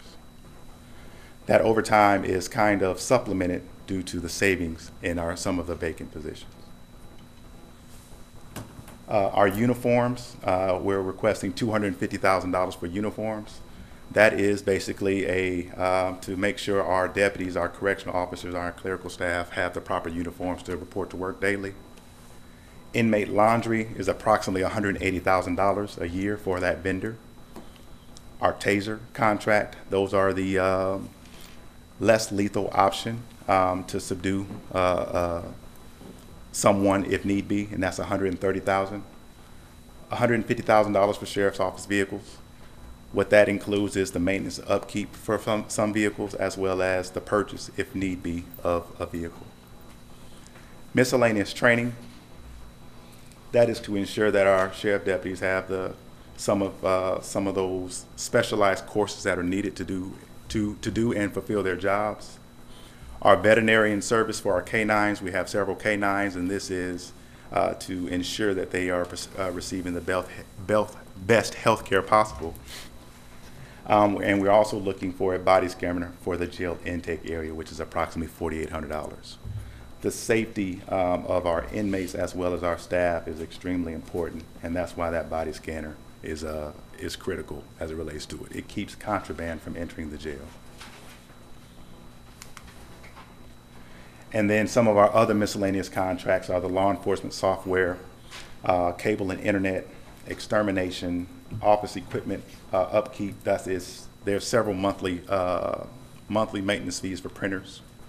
The law library, our inmate barber, investigative software, IA Pro, TLO, Clearview. Those are all investigative tools, and that's just some of the tools we use to track down some of the worst of the worst fugitives. K-9 certifications and upkeep, office copier, monthly upkeep, sheriff's annual dues, and pre-employment screening, which include polygraph, psychological tests, and several other tests that are associated with hiring new employees. And that concludes my presentation. Okay, thank you for the presentation. So, got a few questions of mine. And I think Mr. Johnson can help me out with some of the questions. Mr. Johnson, come forward, please. And just so I'm clear, Captain, what you're asking for has or has not been funded, was budgeted? With the original budget submission, none You're of those. saying none of this stuff here was None included? of that stuff was. Well, let me say this: not none of it. So, for instance, with our medical increase, we knew the medical increase was coming. That was not funded. The meals, we knew the inmate meals were rising. That wasn't funded. Uniforms. With the uniforms, you get a uniform allowance. How much was that? Has that been traditionally or historically? I want to say historically it was about $600 Per officer? Per officer, but that does not include a new hire officer. Bulletproof vest alone costs you $600 to $800. So how much was budgeted? Budgeted, we typically requested I want to say we typically requested 250. It was dropped down to 200,000. And that was based on how many officers and how many positions? That explanation wasn't provided. Y'all didn't provide an explanation as to how many personnel? Because yes. you currently have, when it comes to personnel, approximately $7 million worth of vacancies. So when you're asking for additional personnel, we need to hire first, and this is just my take on it, hire before asking for additional personnel. But when you're asking for additional clothing allowances, then I can understand the request being who you currently have, and then X number above that to fulfill. Mr. Johnson, was the 200,000 budget set at the total funded number of vacancies they have in the sheriff's office? It was based on historical, what they've spent previously in previous years. I think I have a history here that I can go through. Well, okay, let me finish with Captain Chris. But I do want to hear how that was set. The capital expenditures, your armored vehicle. Now, I know the police department used their forfeiture funds to purchase that, as well as some ballistic helmets and vests and stuff. Have y'all considered using your forfeiture money from the state and federal level to make that purchase? Yes. And? We did not have the funding to do it. There's not enough in there? Not at the time when I checked. And that's so the funding is state not there and for federal? Yes. Because y'all have both accounts, right? Yes. And did y'all check that? I can look that up. Look that up as It's well. historically. Ma'am, I'm not finished yet, please. And it's Commissioner. I've been real polite. Please call me Commissioner. Commissioner. Thank you. You send emails to them saying Chairman. Don't call me Commissioner. again. Commissioner.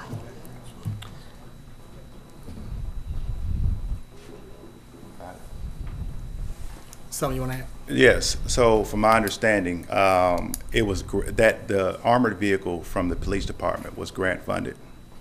So it was not funded through forfeiture funds, as you stated earlier. I had to look it up, and they said that, so it might have been from two sources. Correct.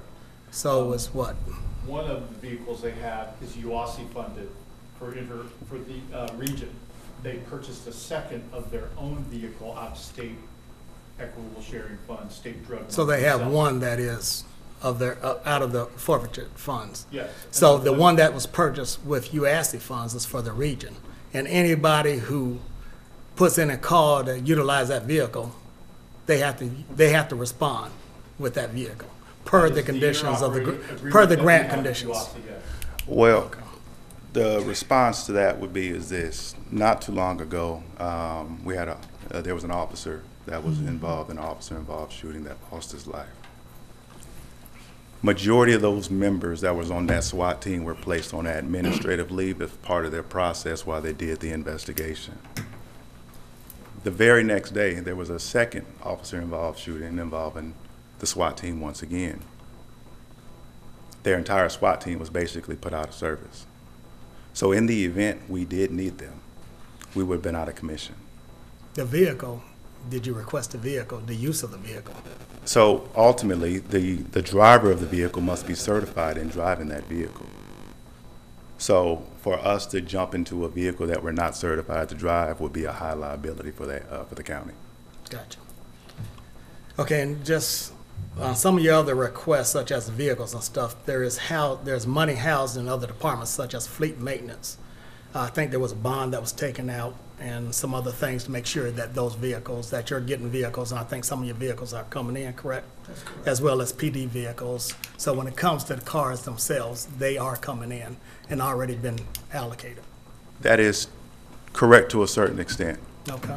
I want to say the police department got nearly 150 to 200 cars over the last year, where we got nearly 45 to 50. Okay. How many, well, I'm not going to go into the numbers in terms of how many people you house on the road, but they definitely have more officers that patrol on a regular basis. As the primary law enforcement officer or primary law enforcement agency for this county, it is imperative that we have the equipment that is needed to respond to calls for service as well. Okay. Mr. Johnson, take the mic, please. So let's go with the vehicles. So we received requests of $5,125,000 for all. They're included in everybody, police, everybody. 0 were allocated to any other department. We have a centralized process. We've allocated $2 million in SPLOST, an additional $1 million from the general fund that was included as well to supplement that. And I believe the police also have their own as part of SPLOST. They requested a program specifically for them, which I don't think the sheriff participated in the SPLOST meetings to begin with to be a part of that. So that is what's funded. No one received any of that type of capital from here. So let's start off with the positions first. The positions that are requested, I think we looked at the number, there's a significant number of vacancies. This agency, just like any other department in Clayton County, has the right to use those funds, for instance, in lieu of.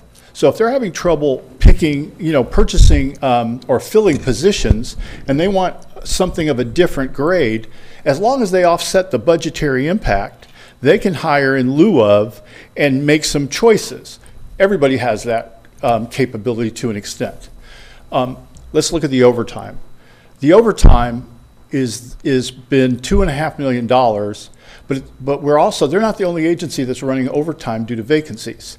Both the fire and the police are all running levels double their budget. The reason we allow them to overspend that area is to meet those needs, knowing that it is funded by the vacant positions. It wouldn't make sense for us to fund and allow that large of money to be tied up for vacancies, and then on top of that add $2.5 million to overtime. Let's remember, every hour of overtime is a 50% penalty. So that means you work, it costs you $1, it's $1.50. So that can add up rather quickly, so that needs to be managed and budgeted very, very carefully. I think the other thing is that much of what we're trying to do and what they requested was already covered in other parts of the budget. I think we had discussions with most of the commissioners here. The first one is that we brought everybody up to a minimum part-time level so that every employee would be at $15, and that's included in the budget. Okay, all the other full-time people who are below that threshold are also being brought up to that level. Included in this budget is a 3% COLA for non-public safety or the administrative folks. However, included in the budget is a merit increase that folks on the lower end can receive up to 5%. So now we're seeing people 8, 9%. And again, it may be deemed redundant to do both of those things to one particular area where we didn't do them for any of the other departments. So that's from the personnel standpoint. Many of the items they have, some of the capital items, as we discussed earlier, there is a fund that we've made funds available to cover capital, jail construction fund. We actually put budgeted money out there for the sheriff only to help with some of these items related to the facility. So they also have equitable sharing funds both on the federal, the Treasury, and the state level that can help supplement things similarly to what happens with the police department. Should they underrun their budget? Sometimes, and we've done this, if they'll request through the commissioners or the chairman's department or through the operating officer's area, we will allow them to, if we're not over budget and we can keep our salary budget under budget, we'll do a transfer to allow them to purchase the items now. So if we know that the overtime's not going to be intrusive and the entire budget is going to be over budget, we have the flexibility to move that around and help them purchase these items now. We've done that with police, fire, other people as well. Now, the contract increase for medical services, we have that budgeted in a different area. As we talked about earlier, a lot of the funds that you see aren't budgeted directly in the department for personnel causes and other items, because if you were to say, oh, I want to change that to 1%, we'd have to go into every line item and every personnel budget throughout the entire county to make a simple change. So as part of the budget process, they go into a holding account. The merit, the part-time, the full-time bringing up to 15, the public safety amounts. And we keep that in an account, and then when the budget's approved, or if it needs to be changed, we modify it, or we go back and once it's approved, we spread it to their department. So then these funds will become available inside their own budget. Just straight what we suggested to the amended budget. I don't think I have that with me. And while you're looking at that, could you also make quick mention of what the percentage for public safety, because they said something about increasing pay of the deputies, but they're... It's 10%, they're included in the 10%. We just are finalizing that list of job classes today, and that will go, they'll create a new wage scale for those individuals that the board approved on the 18th of January. And there's various tiers. So if you were to take the items that are just off the amended budget for this year, their budget has an increase of 12.34%. So again, we're seeing increases. In order to complete and do the personnel-related enhancements that everybody wanted, we had to finagle, maybe in the uniforms. But as we go through and we look at historical trends, and we didn't look through historical trends just in COVID, we looked to 2016. So we could see when the jail was operating full, it's been full many different times in the county, that the expense levels that we recommended, while not perfect, are in line with previous experience. And so that's, in some cases, what we use to justify those things. If I were to show you the transport expense request, you know, the reason we have a dialogue is to make sure that we can understand the request. And that's what we try to do with every department. and all constitutional officers in every area. So we make sure we completely understand their budget. Other questions? Commissioner Franklin. Yes, and thank you. First of all, thank you all for bringing it forth. I think it's important for this board to truly understand the difference in these positions. There are only 4 constitutional officers in the entire county. We understand it is the sheriff's office, it's the probate court judge, the clerk of court, and then, of course, our tax commissioner. So when we're talking about offsetting between county and the sheriff, I'm not trying to get into that at all. The bottom line is we have a fiduciary responsibility to these constitutional offices, and that's not just with the sheriff's office. So what we have been doing in this county may have been in practice, but it may not necessarily be something that we are in line with what should be done with these constitutional offices in terms of them being able to bring these budgets before the board. And trust me, I do my homework. My regular job allows me to do that too. So I'm going to go ahead and move on to the first thing. I want to bring clarity to the 10% because this board has already approved the 10%, and we know, just as you all have stated, there's still an additional 13% out there that's left to even bring, whether it's sheriff, whether it's PD, to bring those, or firefighters, up to where they need to be.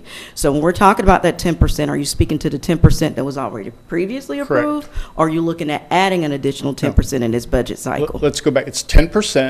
Based on the approval by this board on the 18th of January, Correct. 2022. In addition to that, there is a merit out there for employees as well. So now, in this case, it's tiered, so folks under 40,000 can get up to 5%. In the middle group, from 40 to 80, they can get 3.75, and from 80 and above, it's 2.5% max. For the sake of this conversation, though, we're going to throw out the merit. Let me tell you why. Okay. The merit does happen once we can bring them up to where they need to be. Right now, we're not able to compete in this market to get deputies, firefighters, or police officers. This is, I know you're shaking your head, but I got to go with the folks who are telling me. And that's not, again, this is not just singling out the constitutional office.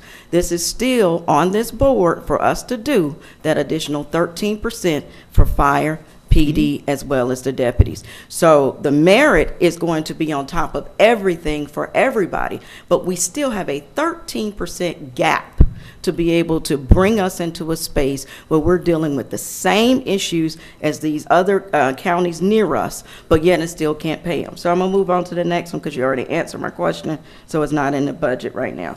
The 12% increase that you were saying, I wanna go back and remind the board of something that I don't think that we realize, and I don't know how it escaped operations.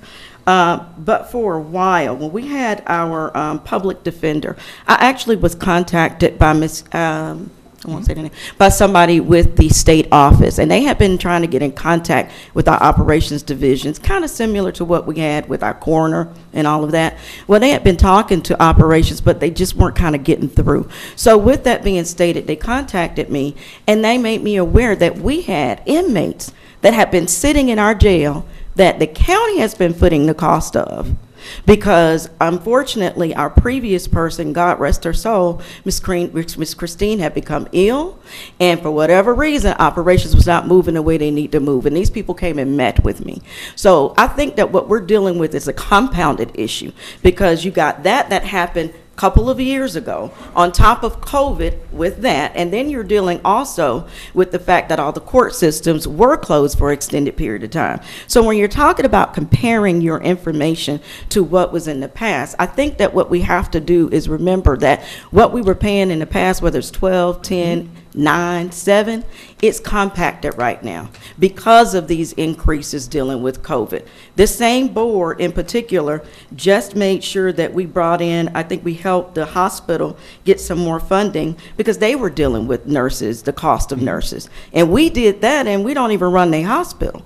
So what you're bringing before us is not something that this board is not aware of. We've been seeing this over and over again. Now, some of the other items, I'm not in a space to go back and forth. I actually have to agree with Commissioner and Commissioner DeMont Davis on this one.